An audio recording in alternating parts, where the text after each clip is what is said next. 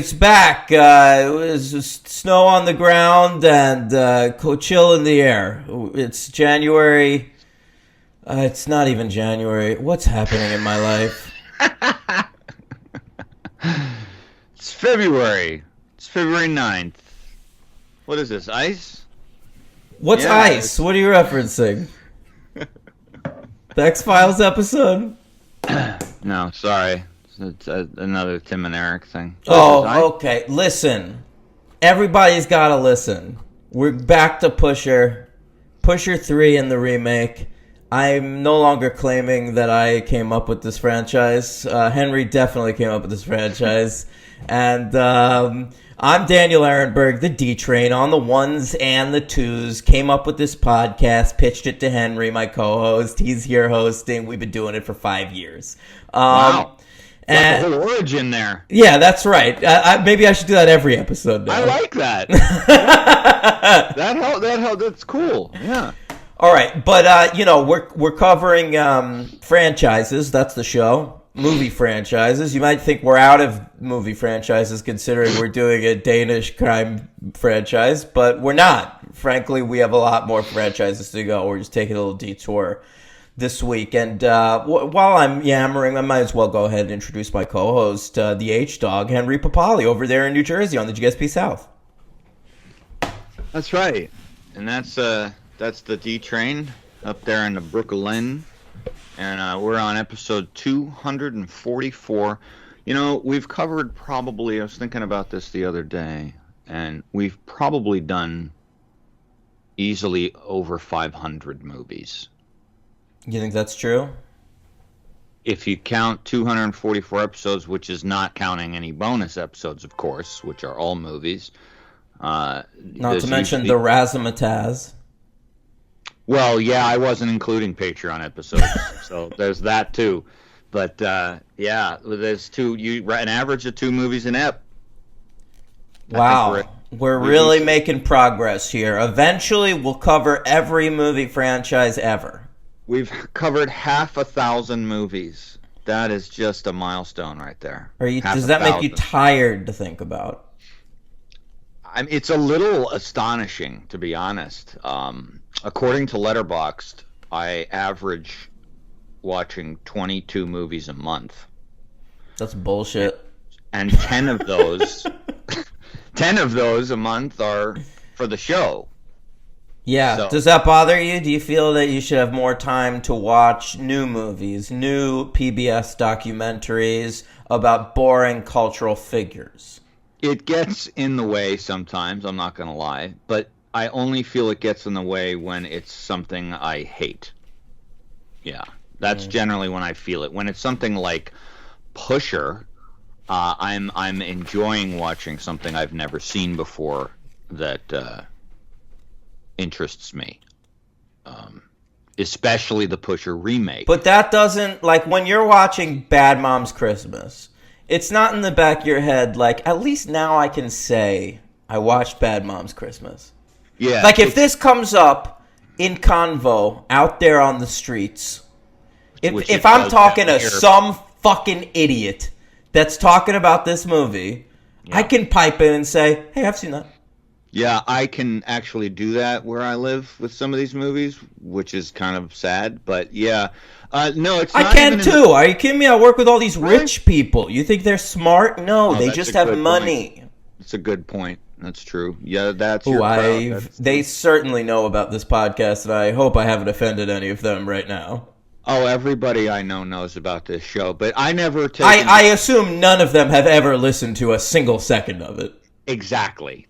I know that most of mine don't either.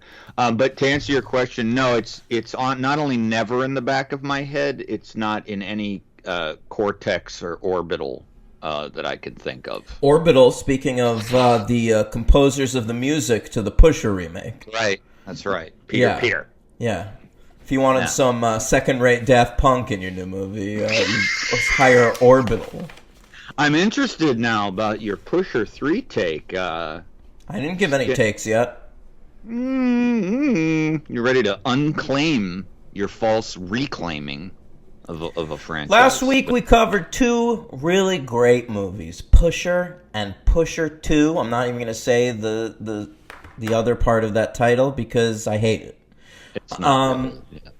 Pusher and Pusher 2. This week we close out the trilogy with Pusher 3 and a British remake of these Danish films. And I am not feeling the same magic. You want to just get into Pusher 3? Let's do it. Sure. Hashtag I'm the angel of death. It's definitely a hashtag. All right. The full title of this movie, I'm the Angel of Death, is supposed to come before Pusher 3. You aware of that? It's supposed to be I'm the Angel of Death, Pusher 3.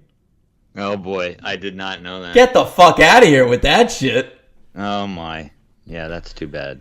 Yeah. That's like when you're watching a film and they're trying to be really, they're trying to really move you by saving the title for the very end when it's going to matter more. You know? Oh, yeah. Like, remember at the end of Gravity? She sets foot on Earth for the first time, and it's just, and then the title comes up, Gravity.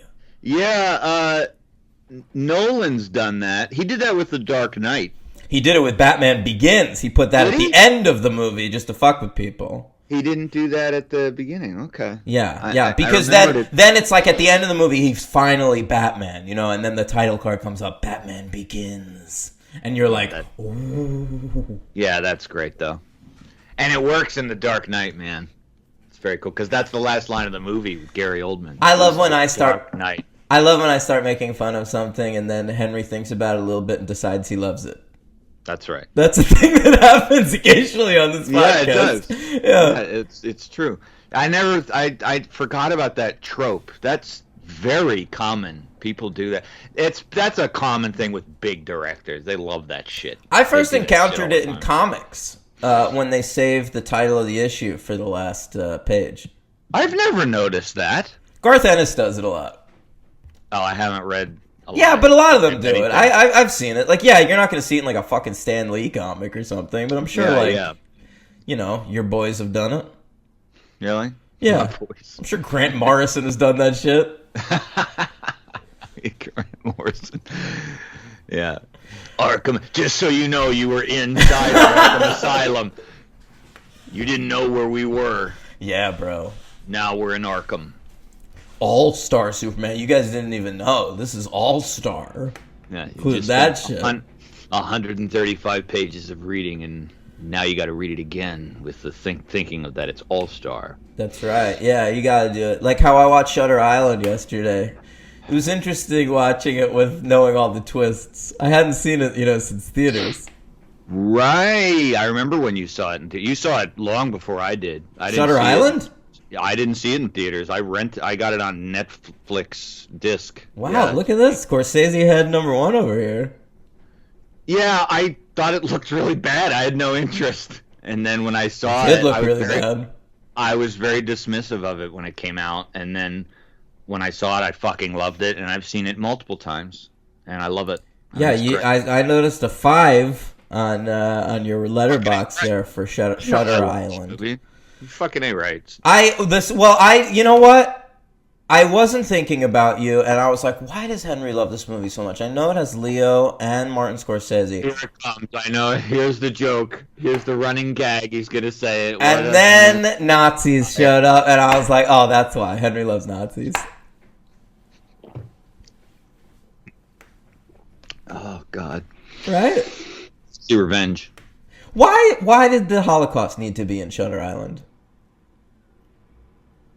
I think it was accounting for DiCaprio's post-traumatic stress disorder or something. Mm-hmm. Right. It had to be Dachau. We had to go to a concentration camp in that pulp mystery film.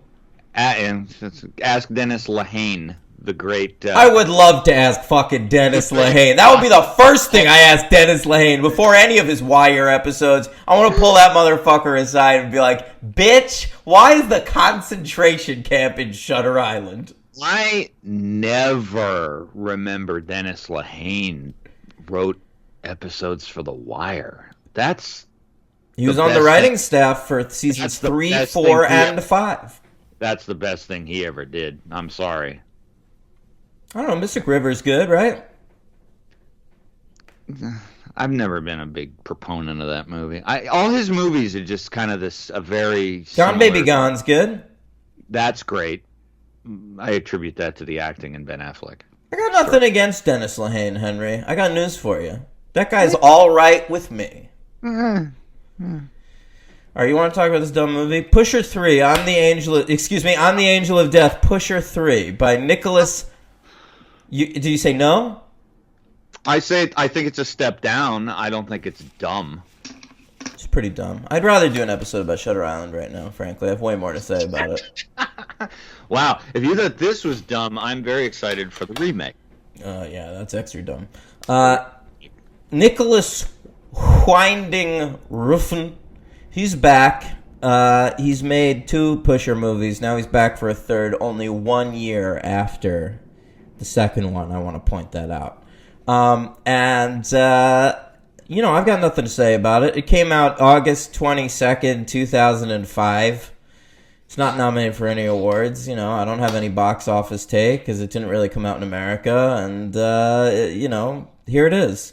It's bringing back Milo, who was my least favorite character in the first 2 Pusher movies. He's now the lead. Get ready. He's in the fucking remake, too. That occurred to me, before I watched the film. Me too. This already got a handicap for Dan, because yeah. But I was ready. I was down for it, and I read the plot for it, and it's like Milo. He's realized he's an addict now. He's trying to stay sober. He's trying to have his daughter's birthday party, her 25th birthday party. Plan that, right. And so that appeals to me because somebody who has done horrible things and experienced horrible things, trying their best to recover, is something I can relate to and something I'm interested in, a character arc I can support. So if that's the plot, if he is a sober man trying to plan his daughter's birthday and then he comes all this ecstasy or whatever, and he has to sell it. That's interesting to me. Yeah. I'm with you on that. I think one of the handicaps, though, going in to the movie, if we're just getting right into it, was that I didn't really. It was hard for me to get into the idea that since we've seen him in 2 previous movies, there's really no indication in the first 2 movies that Milo is any kind of drug addict. And I was thinking of it like what it is, like a very long character arc. Clearly Refn loves this character. And it was just weird for me to try, so much to the point that when Milo goes to his first NA meeting. In the first scene of the movie. By the way, the only pre-credit sequence in the series. Oh, is it? I didn't even remember that. Mm-hmm. I watched these like 5 days ago. That I thought, and I thought it the second time they show him at an NA meeting, I thought that maybe he was like bullshitting, like maybe he was going for an ulterior motive to like sell drugs to some of the users or is Jesse Pinkmaning them? Yeah, I didn't buy it. Like I didn't. I was like, okay, this is a strange twist because he's not an addict. It was just very odd to me because like not that it wasn't his age, because anyone of any age can be an addict, obviously, but it was just the way he was kind of put together in the first 2 films led me to find it hard to buy that I was supposed to like immediately buy that he's this drug addict. It was very I'll tell you why it didn't bother me. Tell me, yeah. Because I think the first 2 movies are so clearly from the perspectives of the main characters. Like the first film is being told through the prism of Frank, and the second one through Milo. That like Tawny, right? Of course, he's Milo. I don't see how they would have known that about him. Well, okay, right. That's true, which also illustrates that this was not a long conceived idea. No, I agree with that, but I also just don't think that, like, if you're going to make a movie, like you're saying, they would have set it up. You think in some indication? I mean, I guess if it was planned, they would have done that. But also, like, when would Tawny and Frank have ever seen Milo struggling with drug addiction? No, but I didn't expect that. I just thought maybe there'd be a few scenes because there's so much time spent in the first movie with Milo in his place that there might be a scene or two of him just snorting or doing something, and there's nothing like that. So when he just appears out of nowhere, being like 5 days, I think it is, clean. 5 days clean. It's just kind of like, it was very strange. It was just odd. Like I said, to the point where I got confused and I was like, this is a ruse, and it was just strange. But then, I mean, finally, I just obviously it was the fact of the movie, so I accepted it. But it was just an odd. I guess it was a little bit of an odd idea. But they needed it. I guess they used it really to show him cracking. That's the arc. I mean, most of these movies have some sort of like ticking clock where it's like they have to do something by a certain time or they're dead or whatever. This movie doesn't really have that. It's more that he's trying to hold his life together and it's spiraling apart. Which is a less interesting arc that we've seen a lot more. Yeah. And it almost felt like you could have done this movie without the addiction part, because Milo's already got all this shit going, and I mean, if they needed his mind to be kind of fractured, I feel like they almost could have gone for like a aging senility thing going on. Well, but addiction is a really important tool for writers who know absolutely nothing about it to show a character cracking. I think you're absolutely right. Can we talk about the first scene of this movie? The shittiest fucking NA meeting I've ever seen on film. It's really staged. I mean,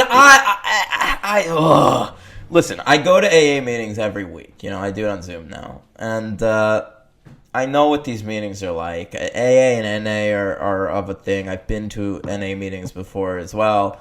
I don't understand what they're going for. I've seen a lot of bad ones on film. You see them all the time. Dudes standing up in an audience and giving a speech. Like, I mean, which does not happen. It's bullshit. And so then we're introduced to this crowd. It's a tiny, tiny AA meeting in a small room. It's like 10 people. None of them seem to have ever met before. Even though most AA meetings, like 9 of the people are there every week, and then you get like 3 people that are new or something, if that. And I mean, you know, it could be bigger than that. I'm just going by the size of this room. So he asks, the speaker or whatever, I guess. He asks, is anybody celebrating a one day? Yeah. Right. Right. Somebody is anybody back for one day? You know, that gets asked. It rarely someone will raise their hand, but somebody does. I'm back for one day. Hey, how's it going? Milo says, I'm here. I've been sober for 5 days, and it's like, wow, amazing meeting. So many newcomers, and then they say, anybody celebrating? Anybody closing in on a year? You know. Then this woman raises her hand and says, I'm celebrating 1 year today. Yes. Because that ever fucking happens. If you've been in the program for a year, then you're going to celebrate a year at your home group on your anniversary or whatever. She is seemingly going to some random meeting for the first time ever on her 1 year anniversary of sobriety and not bringing it up until anybody asks. It's mind-boggling. Like, it's such a bullshit fucking scene. It almost made me want to shut the fucking movie off. Wow. Yeah. Woo. Interesting. I mean, can you defend literally anything that happens in that scene? I mean, it's very odd. It is very alien, and I think you made an extraordinarily salient point about writers and directors who haven't been through anything and just writing like about their experience. Yeah, and it's just. Yeah, no, it seems very. It felt like the tropes were just kind of at an outline. And Go to one. There's a million AA meetings in the world every day. I could spend my entire life doing nothing but going to AA meetings. I'd find them. It also seems like there's not any sort of time lapse in it, so it actually literally seems like the entire meeting is like 4.5 minutes long. No. He does like the opening where he says like, hey, anybody here have a year? Anybody here have 2 years? Right. They go around. Nobody speaks for longer than 30 seconds. They basically are just like, yeah, I'm 5 days sober. I'm cooking for 50 people tonight. I hope everything goes well. I'm worried. Thanks, I'm Milo, and I'm an alcoholic. That's a speaking. And then the woman says, I've been here for a year. The one guy says, I'm back for a day. I hope it goes better this time. And then it's like, all right, now the Serenity Prayer. God grant us the serenity. It's like, just go to one AA meeting. It was like I was watching a fucking class in an episode of Saved by the Bell. R.I.P. Screech. Not R.I.P. Screech. Fuck Dustin Diamond. I'm glad he's dead. Oh, goodness gracious! What did he's he a do? real Kobe Bryant. That guy. Oh, really? Yeah. I haven't followed his career. Awful. I read his memoir. That's amazing. Boy. I feel I can speak confidently about what a piece of shit Dustin Diamond was because I read his memoir. Screech. Behind the Bell, by the way. It's a great title. I Pusher agree. 4. Behind the Bell. Behind the Angels' bells. I would love to see Refn's take on Saved by the Bell. I think he'd get a lot out of Zach being able to speak to the camera. Be amazing. The whole school would be in neon lighting. Oh, a lot of that show already is. The Max would be wild. It would be like a rave. Because it's got all that 80s and 90s like neon graffiti thing going on. Yeah, they're all wearing fluorescent colors. Yeah. Get Cliff Martinez to do a cover of the theme song. All right.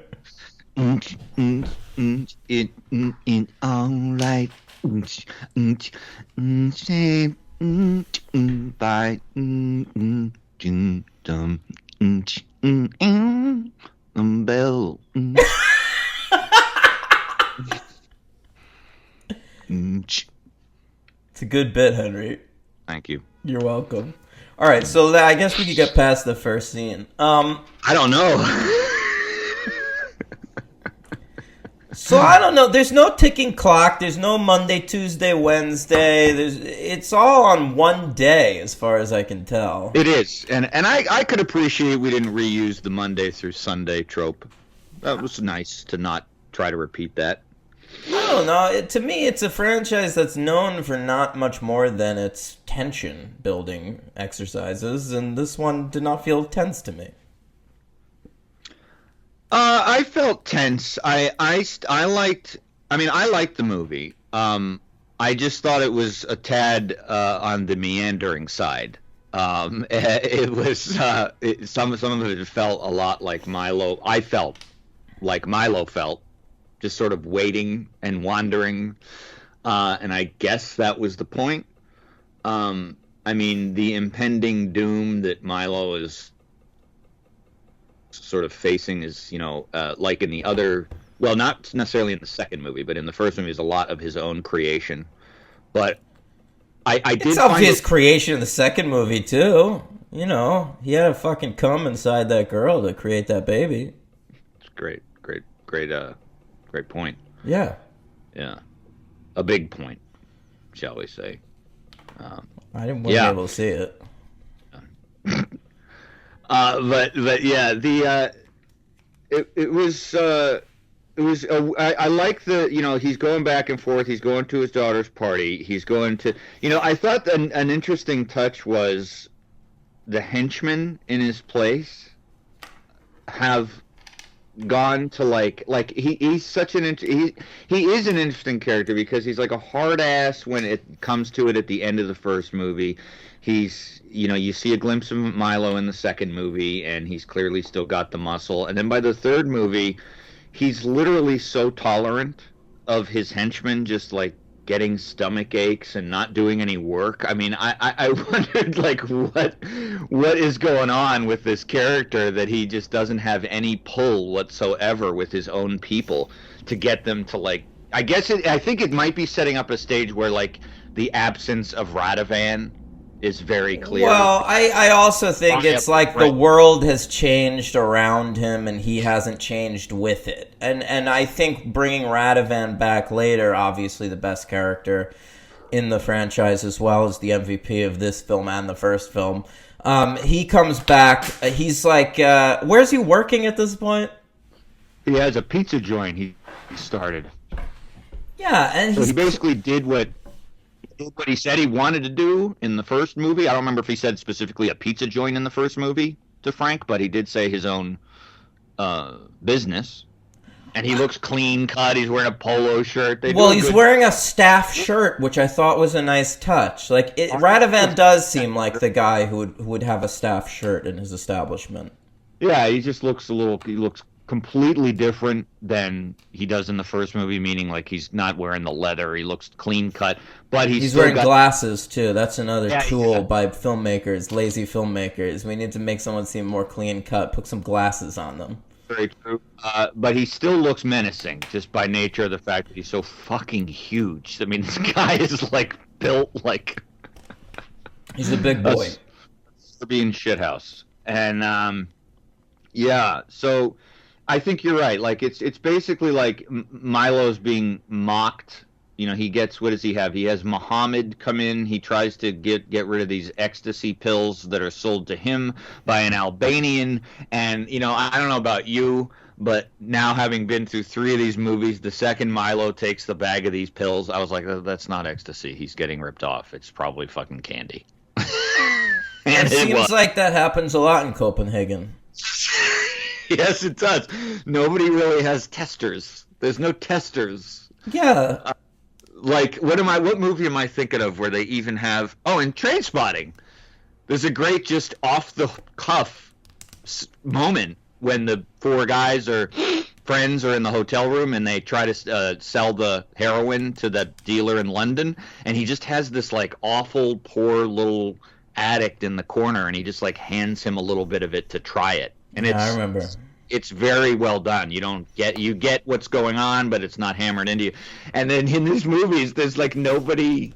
He just takes the fucking pills. It's crazy. And I knew he was going to get ripped off, And I did know a little bit about the ecstasy thing because of this other true story crime thing I watched on Netflix in Belgium. And ecstasy's like this fucking huge illicit drug in that part of Europe, which was funny to me. Because in America, I feel ecstasy since the late 90s. I feel like that was just kind of an accepted, easy thing to get, like not. Yeah, I was always able to get ecstasy just by going in a bar and like asking people, like, anybody selling ecstasy? I never did ecstasy, but it was extremely easy to procure, let's put it that way. Especially in the late 90s, I knew a lot of people who everywhere I went and every party I went, everybody was either doing it or had it.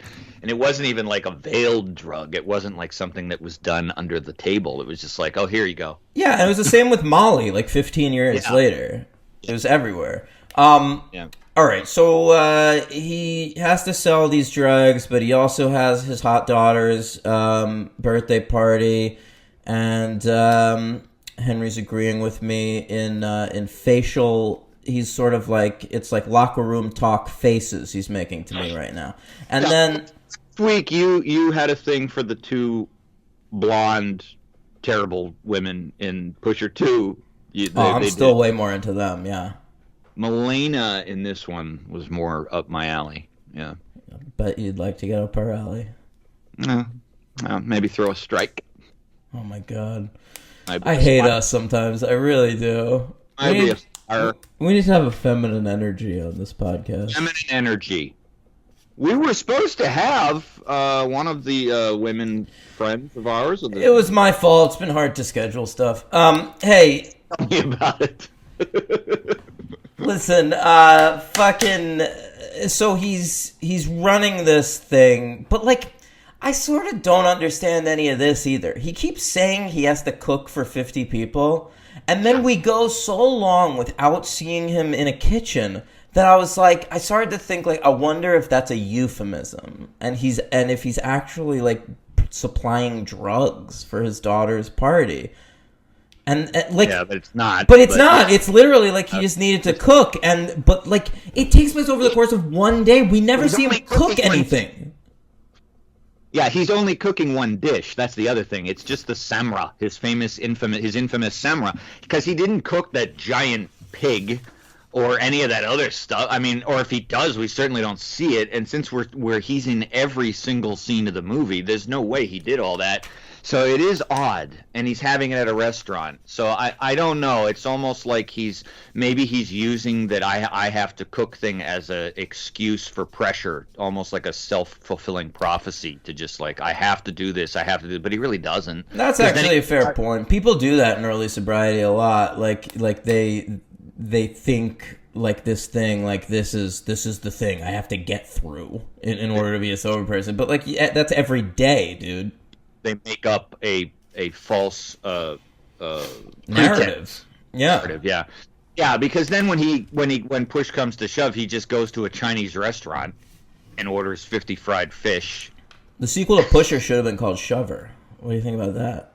That's not bad. Yeah. Wait, Pusher 4, when push comes to shove. Who's the featured character? Lena. No, Radovan.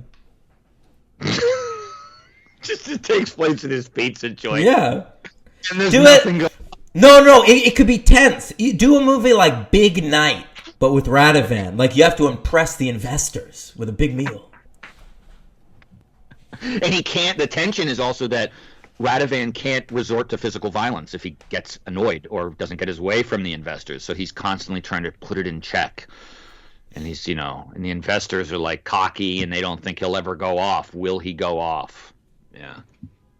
You're making it too tense for me. I want it to be a more lighthearted film. Yeah. Big night when push comes to shove. Pusher 4 when the bell rings. That's a lot of titles.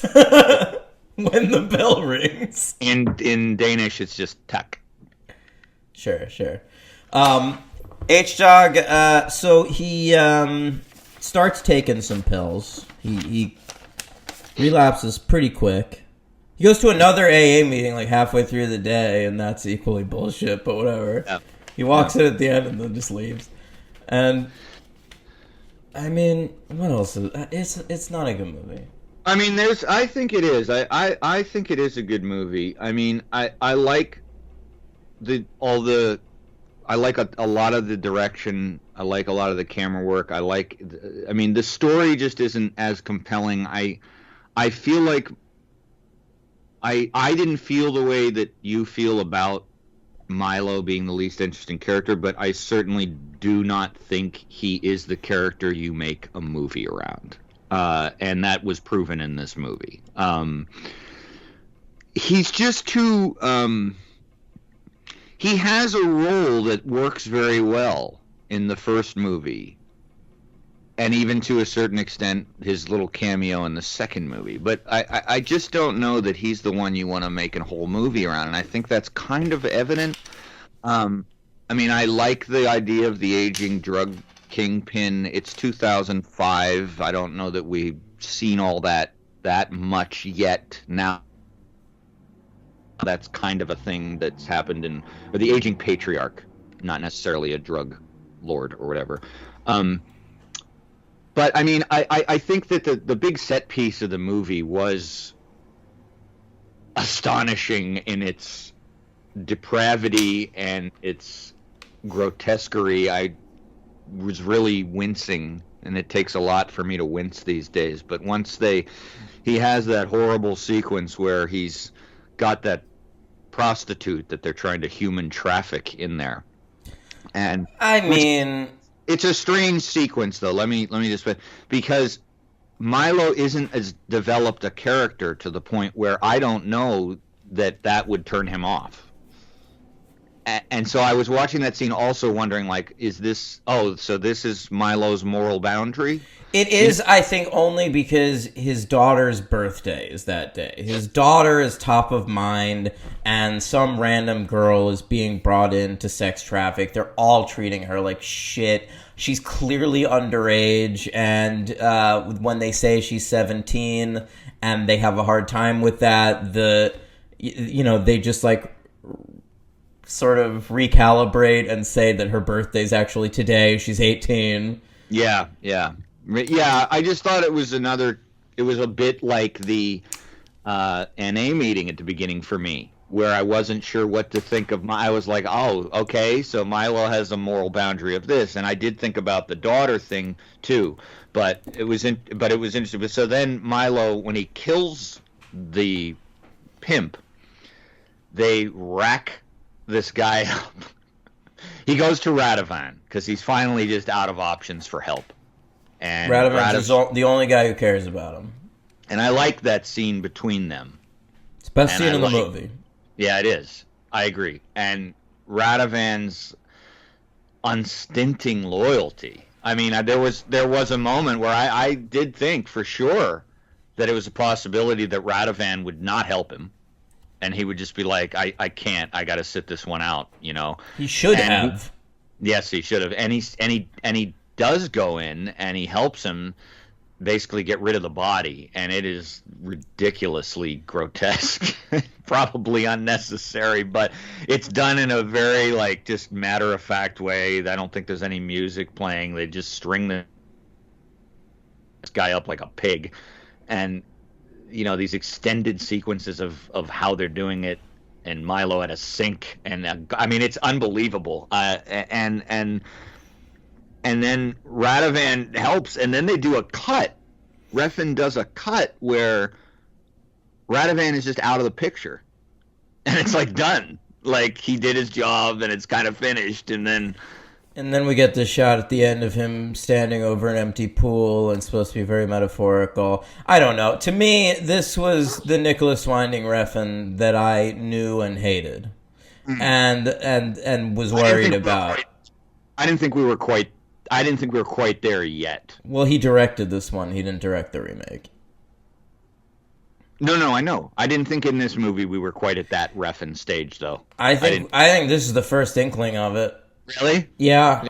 Because this is a drag. This movie's a drag, and this is by some fucking guy who cares about the aesthetics and the look and the feel of the movie, but clearly just doesn't know shit. He doesn't know what it's like to be a father. He doesn't know what it's like to be an addict. All this guy has, he's an empty fucking shell.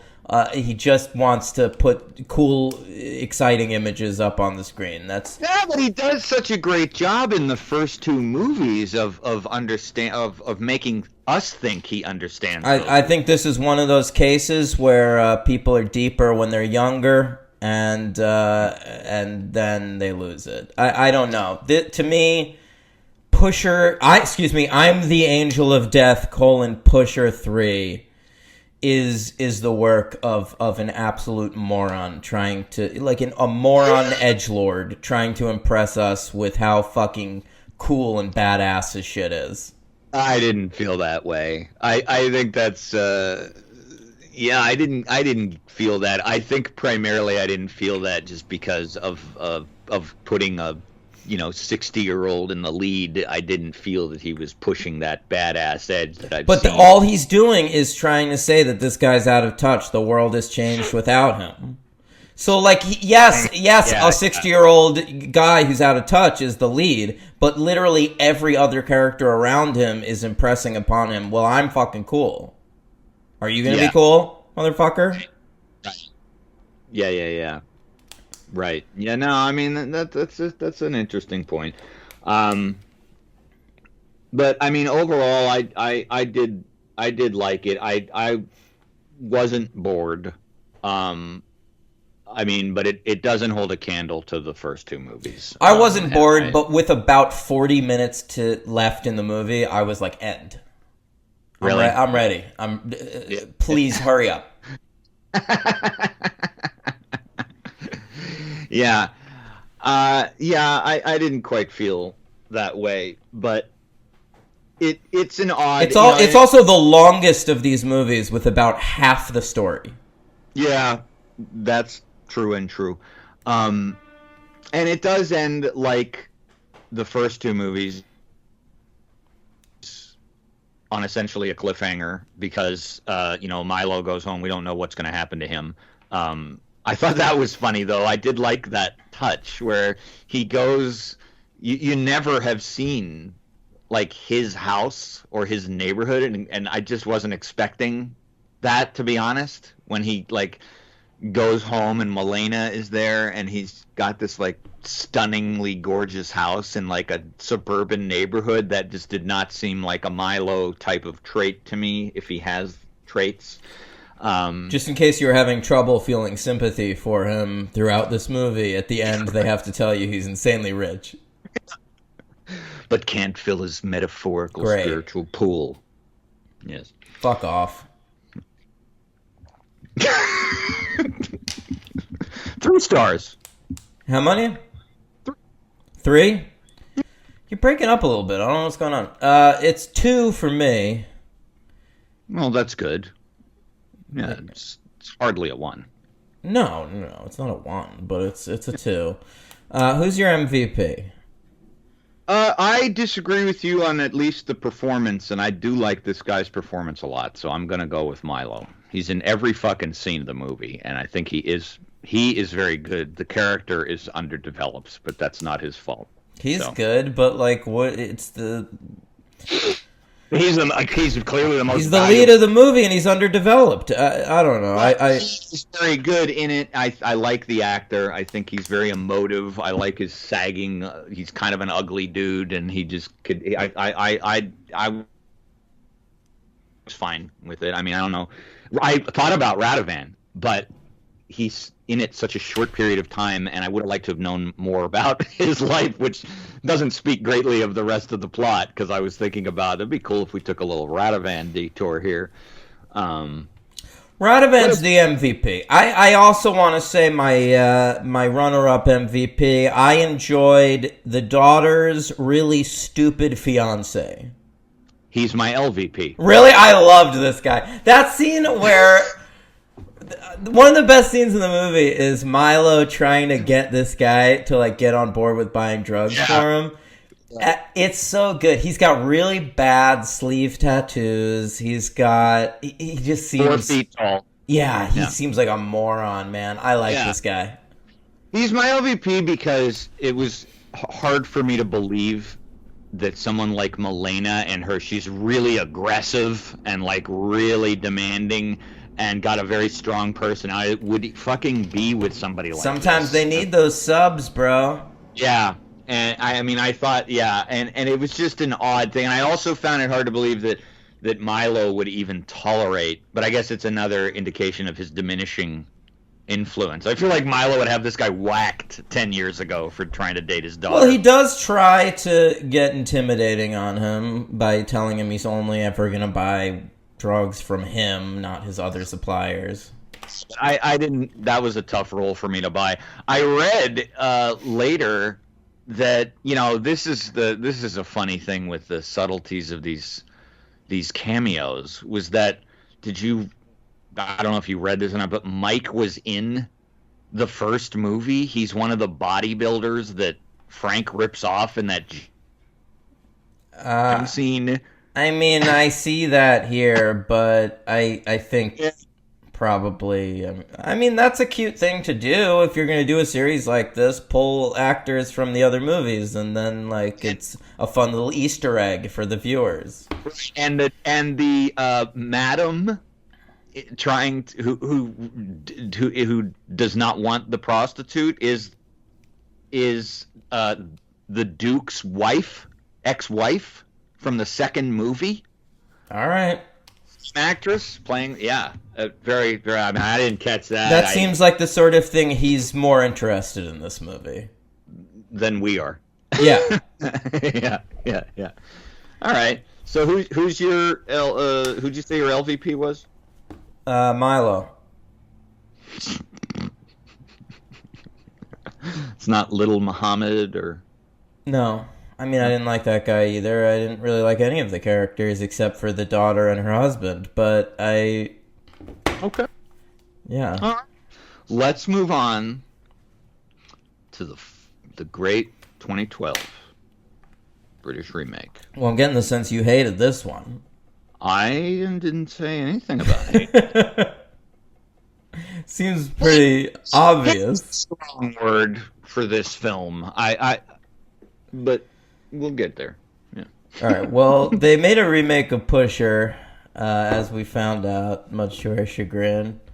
It came out, October 26th, 2012 in the UK. I don't believe it got an American release.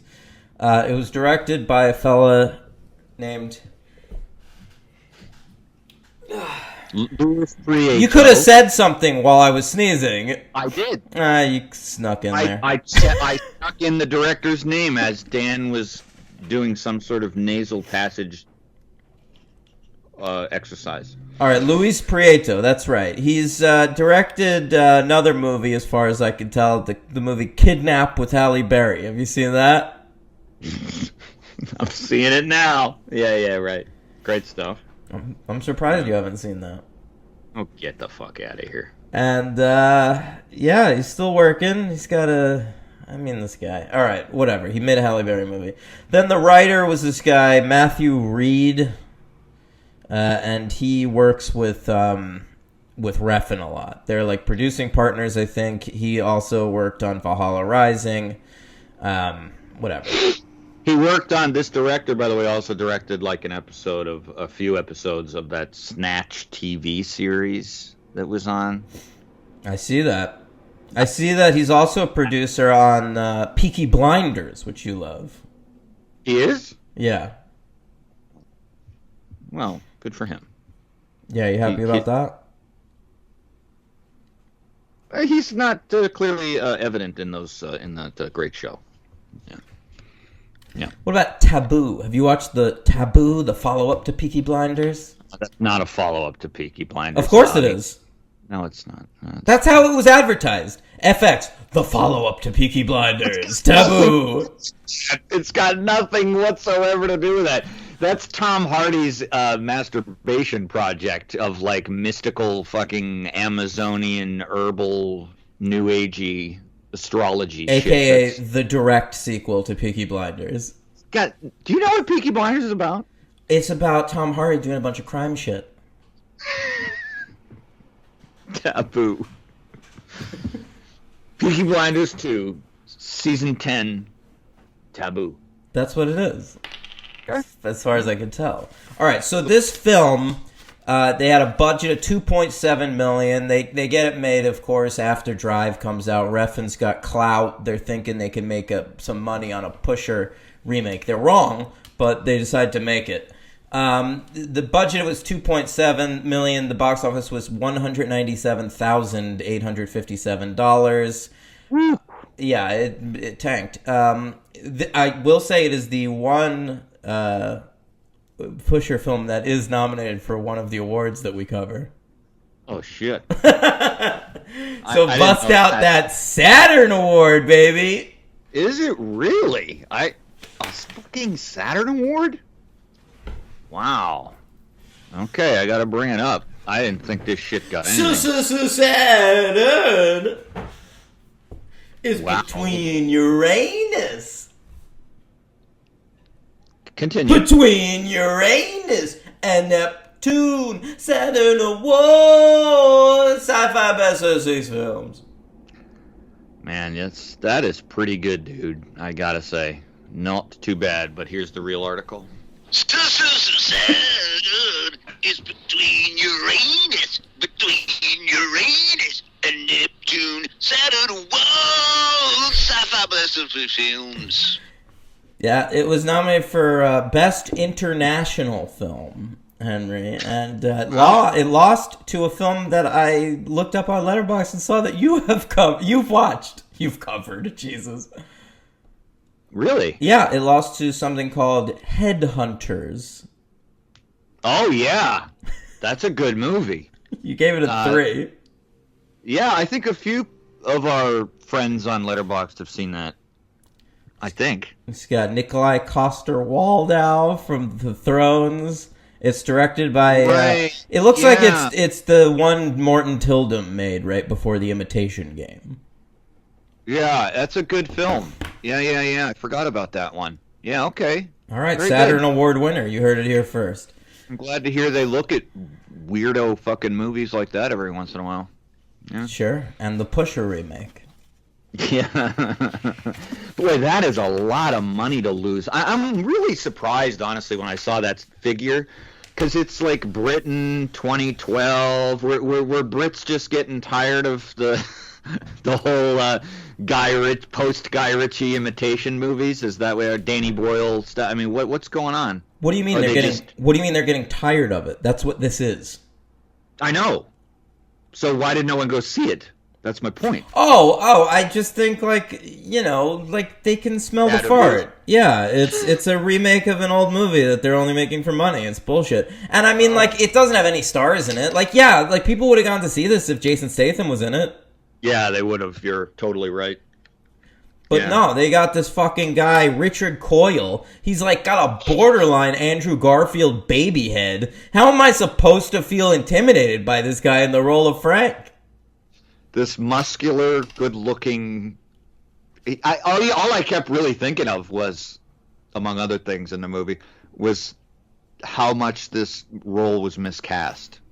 I mean, almost every role was miscast in this film. I couldn't agree more. Oh my God! I would say every role in this was miscast. Every major role, anyway. I agree.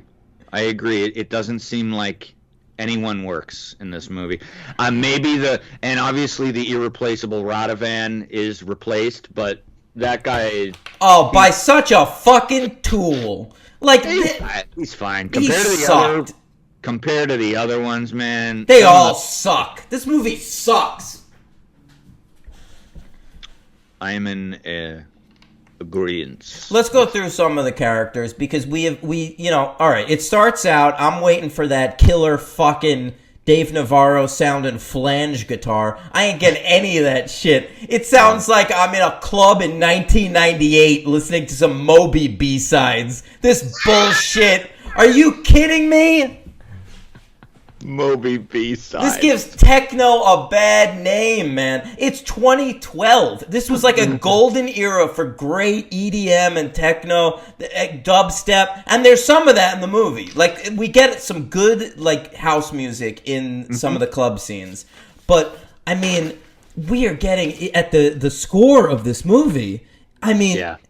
It sounds like it's the score to, like, some random, like, sci-fi movie from the early 90s. Like, we're ripping off The Matrix or some shit. Yeah, it's very strange. Yeah, I know. I heard it was very pronouncedly calling attention to itself in not a good way. I felt like Blade was going to come into this club and start ripping motherfuckers up. That would be great, though. This movie would have been better if Blade was in it.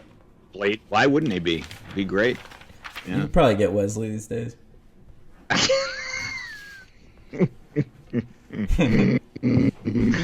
he going to be the next person to show up at Wanda's house? Oh, that would be great. Are you watching Wanda? Yeah. Yeah, you saw that interesting twist this week? I sure did. The good Quicksilver. Yeah. That's smart. Yes. I love that Marvel can call that a twist. Like, all that is Marvel saying, we fucked up, the other Quicksilver was better. But, like, fans are like, what an incredible twist. now we have the rights because of the fucking purchasing rights and all Yeah, that shit. yeah. Which is of course one of the main thing I thought when that happened. I was like, oh right, they can do that now. If you want to really enjoy the Marvel stuff, never read movie news. Because, like, it all is determined by behind-the-scenes bullshit. You're right about that. The magic is totally gone when Yeah. you go behind the scenes of that shit. Yeah, yeah. All right, so it's a Monday through Sunday kind of a situation. It's the same premise as the first one. Are you familiar with this Richard Coyle from anything, the Frank guy? He's apparently playing a priest on the Sabrina the Teenage Witch show right now. Great stuff. I have seen Richard Coyle, I believe, in one thing. That Madonna movie she directed? No. Oh, that's right. This was the guy I had looked up and realized that he was one of those actors I've seen in like 3 movies, but didn't remember him in them at all. Because which he was leaves zero fucking impression. yeah, Topsy Turvy, A Good Year, which is really bad. Oh, you're talking about W.E.? Is that Yeah. the one Madonna? Yeah. Oh boy. And he's in some TV though. What's he The in? Fall, you watched that, right? I did. That was a great show. Maybe that's where I must recognize, because when he came on screen, I recognized his face. That's obviously what I recognize him from. He's in 3 episodes of The Fall, Great. so that must have been it. The only actor I knew was the guy who plays his guy who makes the deal with, like from prison, his old prison buddy, because that guy's kind of a frequent flyer in British films, and I had just watched him in a movie called Kill List, which I watched because some people on Letterboxd Is that the one with Mickey Rourke? No. He's in a movie No. called Kill List. Oh, is he? Yeah. No, it's a British film. Okay. And it's a decent film. I watched it because some people on Letterboxd had liked it. I recognized a few people in this fucking movie, but nobody makes an impression. It's such a okay. So I mean, let's go through it. I want to talk about Bronson Webb, the guy who plays Tony. This is a character played, of course, by Mads Mikkelsen in the first movie. A character so compelling that he inspired a spin-off film. All right. So in this movie, you give that character to this fella Bronson Webb. Who, Yeah. I mean, what is this guy? The British Josh Gad? You know, he is like the Spud of this movie with none of the character traits, charisma, acting ability, I mean, he is awful. He seems like someone who probably auditioned for every season of Skins and never got cast. Including the American version. He's fucking terrible. I mean, the mismatch, even physically, from the first second they're on screen, is so jarring that the whole time, besides being annoyed by him, you're just like, these guys wouldn't be friends. Yeah. There's nothing No, about no. this that... I totally agree. And Yeah. it's already challenging because it's almost a shot-for-shot fucking remake, word for word. So, like, Yeah. that's challenging because you're seeing this stuff that you've seen delivered and made into a great movie, and now you're seeing it delivered by a bunch of amateurs and directed by some fucking clown shoe. And so, like, you know, there's that scene where... Word is the worst part for me. What? More so, the word for word stuff was harder for me to deal with than the shot for shot stuff. The word for word stealing cribbing was way harder for me to fucking fathom. The scene where this character is talking shit about women and then he does that move in the parking lot and hurts himself is so fucking bad. It's embarrassing. And I'll say even worse than that is the scene where Frank comes back to beat him up. Yeah. Yeah. Where does that take place in the original? In a bar. Yeah, just a random bar. In this, we gotta see some titties. So there's a strip club. Yeah. It's so fucking dumb. It's so dumb. And more than in the first one, just taking place in a random bar, it's like his bar. So it makes sense. It all makes sense. He knows exactly where to find his friend. No, this is just like the telling fucking you. Sopranos, where they've gotta, like, find someone at the Bada Bing.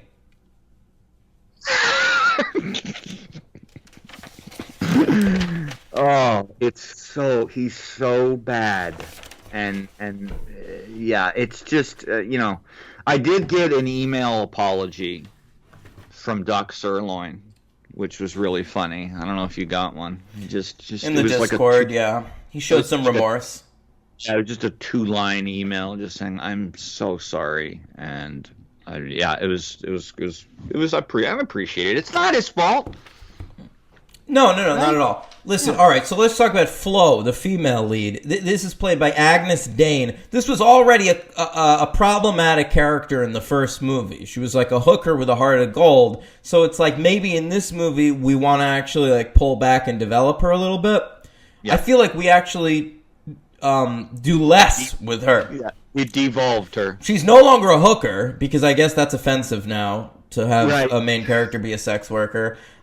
So she's gonna be just a stripper. But I don't know. What is she making her way through like medical school or something? I'm sure she is. She's in nursing school. She is the ex-wife of Giovanni Ribisi. I knew that. I'm familiar with this actress only from her real life. She's just like some random supermodel that was married to Giovanni Ribisi for a while. She's got the clever name of Agnus Dei, which is Lamb of God in Latin. Agnus Dei. Classical music nerd. Do you think that's her real name?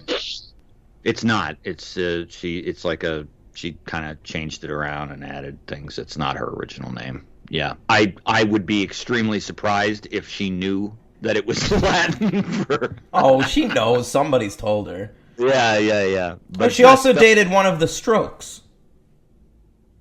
Well, that's better than Giovanni, better than a Scientologist, right? I like Giovanni Ribisi. So do I, but, isn't the Scientology thing? I don't know. I guess that's right. Yeah. Do you think she got to hang out with Marissa Ribisi a lot? At, like, family gatherings? Who's that? What? Who's that? Marissa Ribisi? Marissa? Yeah, I don't know who that is. Is that his sister or something? Yeah, he has a sister who acts. I didn't know that. Yeah, she's the redhead with the fro in Dazed and Confused. Holy shit. I didn't know that. Okay. Yeah. Wow. Oh. She's also a Scientologist, and she was married to Beck for a good many years. Oh, boy. All right.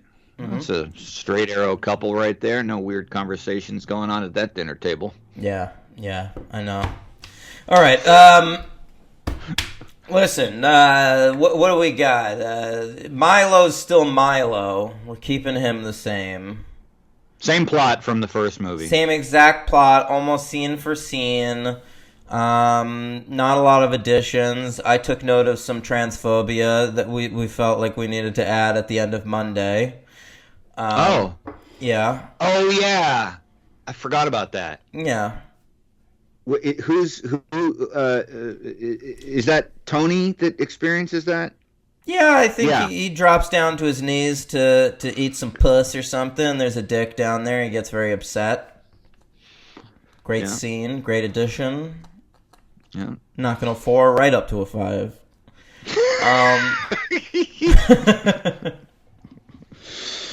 Yeah, it's just, look, guys, the movie is just, it's like a Danny Boyle diet.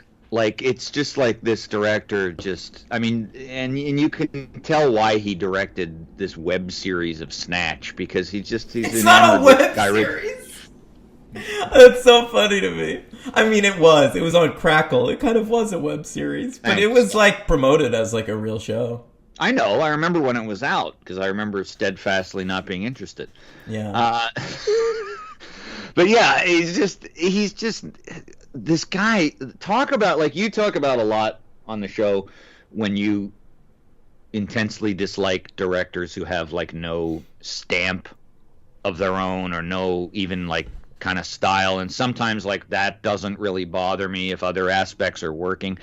But when you get someone who's like this guy, who's so in the thrall of a couple of other people, it's really distracting. Like, it's amazing how much this guy is just like... Or do we blame the director? Here's another look at it. This Okay. is a franchise that was interesting as being about the drug trade in Copenhagen.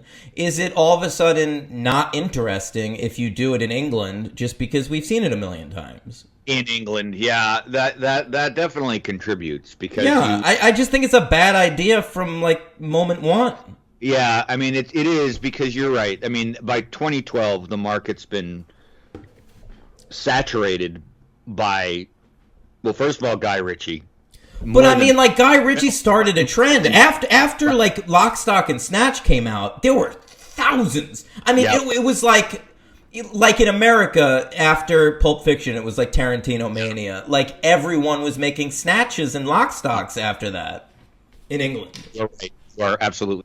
You're absolutely right. Yeah, and I think you couple in the Danny Boyle style too of certain of his movies that then you're just doomed for failure here. But I mean, I see what you're saying. You're kind of giving the director a bit of a pass because you think he's probably just doing what he thinks. Yeah, he should do. I'm not saying like this guy. I didn't get any sense that he could create great art elsewhere or something. But like, I wonder if we watched that Halle Berry movie, if we would just think, oh, this is just like a thriller, like it's a top thriller or whatever. I'm sure we would if he didn't have, unless, you know, it would be interesting though if he's got his whole like this, you know, slapdash neon shit going on here. I also don't know if Refn, how much he was involved with some of this stuff. Everyone I follow on Letterboxd, literally everyone, gave that Halle Berry movie a 1, by the way. I believe it. Yeah, of course. Yeah, boy, yeah. The Call. I saw that one. Oh, maybe that's what I was thinking of. I saw that. Yeah, that was another. Halle Berry's made a couple of those. Like, she's an Academy Award winner. Why does she make those? She's made a lot of those movies, dude. She Really? was in like, she's made that shit with Bruce Willis, like about the jealous husband. She's all. Oh, that sounds good. What is it? You'd love it. I want to see didn't Bruce see it. Willis' I didn't jealous see it. husband movie. Sounds like Domestic Disturbance. I think it's called Perfect Stranger. Oh, that's right. I do remember that movie. But that came out in theaters. Like, I was aware of that movie at the time. I'm talking about these movies that don't seem like real movies. Oh, well, yeah, but I think she fell into that trap. That Here's a lot another one. Dark Tide. What's that? Oh, I know that one. Is that the Hispanic fella as the lead, the male lead? Is it a Hispanic? It sure is. It sure is. Give me a quick plot of that. All right. Dark Tide. A professional diver tutor returns to deep waters after 1 year following an almost fatal encounter with a great white shark. It's sort of like a reverse Jaws the Revenge. She comes back to have revenge on the shark that bit her. And what year is that? Looks like 2012. Yeah, that's pre-Henry getting streaming services. That was a library rental. Yeah. I saw that. Directed by actor John Stockwell, who has directed some films I enjoy, such as Into the Blue and Blue Crush and Crazy Beautiful. Henry. Crazy Beautiful. That's the Kirsten Dunst thing, right? Yeah. Yeah. She doesn't wear a bra in one scene in that movie. That's a good movie. I like that movie. Yeah, me too. Yeah. Okay. Just You're saying. pausing. Oh, okay. I didn't know. It's directed by the same guy that made that Dark Tide, dude. All right, H-Dog. You have anything else to say? I mean, what the fuck? The movie's it's a disaster.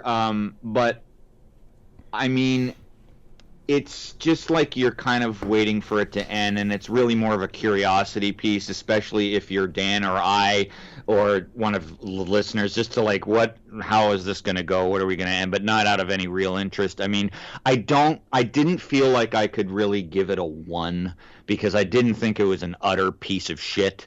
I think it's extraordinarily bad. You know what was kind of fun for me is that I could sort of tune out because we had just watched the movie. So, like I could tune out for a while and then, like, watch one scene and be like, oh, we're there. Okay. Totally, completely. I did like and it ain't much of a scene, but I was kind of grasping at straws here. I I liked the old the scene on the bridge where they do his little deal with his old prison friend. I like that actor, like I said before, because I've seen him in a few things, and he's actually my MVP because there's like nothing else to. Really He's the one who here. does ask to taste the drugs. Yeah, he takes him in the car. Yeah. That scene, like that. I thought that scene was fine. I actually don't totally disagree with that. I perked up for that scene. Yeah. I mean, I think that he's pretty good, and but boy, it's it's not a total slog just because I guess it's short and it's fast paced, but it's a 2-star movie to me. I think it's a slog if you've ever seen the original, though. I mean, it's short, but it's only like 9 minutes shorter than the original, and it sucks. Yeah. I'm gonna give it a 2 as well. I do think right. it's professionally made, and Yeah, that's basically the only reason I'm giving it a 2 is it's professionally made. It's not. There's a couple good needle drops. I already like the story from the original. Like, yeah, it's not a 1, but it's a bad movie, and it's a bad remake, and I'm struggling to come up with an MVP, to be honest. Like, I really wasn't impressed by anybody. Right. I mean, mine was Marlon, who is the drug guy. He's played by an actor named Neil Maskell, and I've just seen him in a few things, and I like him. He's got like some charisma. He's edgy. You just saw him too in the Steve McQueen film Red, White, and Blue. Oh, sure. He's one of the cops. You say film, more like an episode of a television show. It's a film. Those aren't movies. Those are movies. Those are full movies. Then why are they nominated for the Golden Globe for Best Miniseries? I'm not sure because it should be. They're all 5 different movies. Red, White, and Blue being my favorite. I was really expecting them to be movies, but then when I watched them, they were all fairly insubstantive, and so I felt like they were television. Hot Take Central. Holy shit. Yeah. Steve McQueen is a master. I didn't watch the 5th one because I can't be bothered. Jesus, dude. What did I do? I think I texted you. Steve McQueen he's in my pantheon. So he's one of my favorite filmmakers. I look forward to his follow-up to Widows. You've seen it, but okay. Marlon is my MVP. My LVP is fucking Tony. Yeah, he's my LVP too. But I'll give my MVP to something similar, like just an actor I've seen and stuff who came in for a few scenes and acquitted herself nicely. This is the actress Daisy Lewis. She played the character. Her name is Danica. She was sort of like, she's in the first movie too. I can't remember what her function is. Is she the one who's supposed to go? Oh yes, she is good in this. She's the one who goes to Amsterdam to get. Yes. Yeah. Absolutely. Yeah. She's good. She's actually a little more effective than the one in the original. I like her.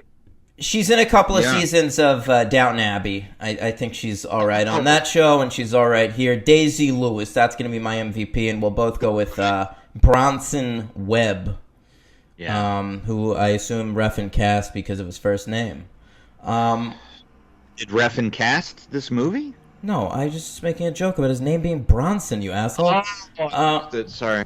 I thought of that joke when you first said his name a half hour ago, and I didn't act on it. So I lost my op. You lost your op, yeah. All right, so that's it, man. We're an hour and 13 minutes into this episode. I got nothing. It's okay. It's just not a good film. There's not that much to talk about. It was kind of thrown on here, but we are closing out the Pusher franchise. Oh, you want to rank them? Yeah, 1, 2, 3, 4. Yeah, you're right. That's totally correct. 1, 2, 3, 4. Yeah. And I say if you're going to get into the Pusher movies, you can just watch the first 2. I would say as much as I liked the second one, watch the first one. And you don't need to watch any more. If you're really curious, jonesing for some Mads, that second one's pretty good. Yeah, no, definitely. If you're in it for Mads, then the second one is definitely worth following up on. But yeah, Yeah, 1, 2, 3, 4. But I'm glad we did this. I'm glad we covered it. It was a definite departure from the norm for us, and it was very fun for me. It was fun for me last week, for sure.